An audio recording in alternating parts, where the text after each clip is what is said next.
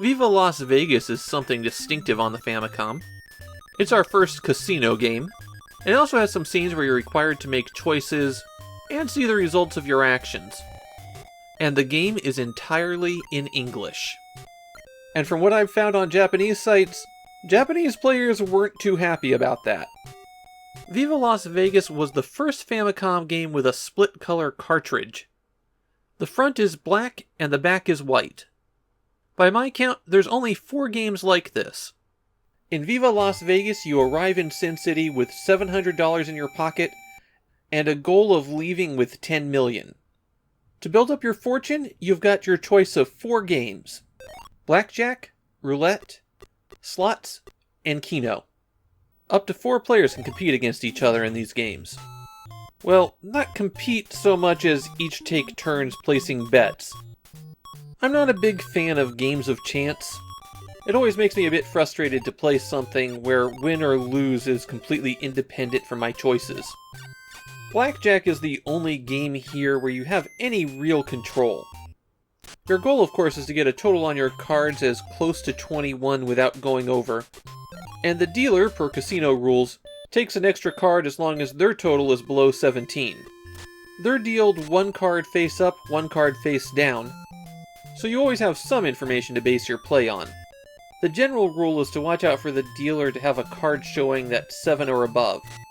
Because face cards are worth 10, there's a lot more 10s in the deck than anything else.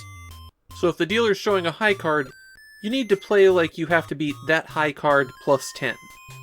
Keeping track of the number of 10s is how counting cards works, and the dealer in Viva Las Vegas is using multiple decks.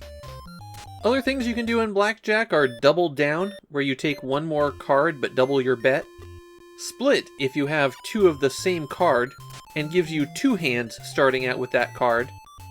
Or Buy Insurance when the dealer has an ace showing, which will give you some money back if they have a Blackjack. In Roulette, all you can do is put your chips down on the table and see what the wheel gives you. If you're not familiar with the game, you don't just have to put it down on a number or a color. You can put it on corners or lines between squares. Virtually every combination of something that might come up is an option for a bet in Roulette. The Roulette wheel in Viva Las Vegas is a 00 wheel. That means there's 2 spaces, 0 and 00, that don't pay off unless you specifically bet on them.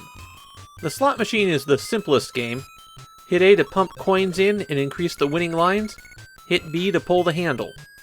When you're playing in 4-player mode here, everyone just has to take turns pulling the handle. Slot machines in video games are usually a lot friendlier than they are in real life. They pay out a lot more often to make the video game interesting, and that seems to be the case here. Kino is probably the least familiar game in the set. It's fallen way out of fashion. It's very similar to state lotteries. In Kino, there's a pool of numbers, and players pick out numbers to bet on. You can pick between 1 and 15 numbers, and all of your numbers have to come up for it to be a win. Once players have picked their numbers, the house draws 20 numbers, and you see if your picks came up. While you're playing, you'll be approached by someone from time to time and asked a yes or no question. Do you want to do this? Yes, no. Sometimes it's a side bet against one player. Sometimes it's a chance to see a Vegas show. A lot of the events will wind up costing you money, but there are a few that are positive. Like this one where the casino gives you $500 for, well, it's not really clear why, but it certainly seems to have some really unpleasant implications. If you run out of money, and you're likely to because the games really are weighted toward the house, then you get 1 more pull on the slot machine to decide if you get to stick around. There is a way to cheat your way to the ending, though. Start a new game, bet everything on 1 spin of the roulette wheel, and if you win, get the password by hitting select and choosing GameStop. Then, bet it all again, and if you lose, just use that password. I was already inclined to not like Viva Las Vegas just because casino games are kind of boring. But the player interactivity in Viva Las Vegas is really low. For a game to be good, players have to have meaningful decisions. And there aren't any here.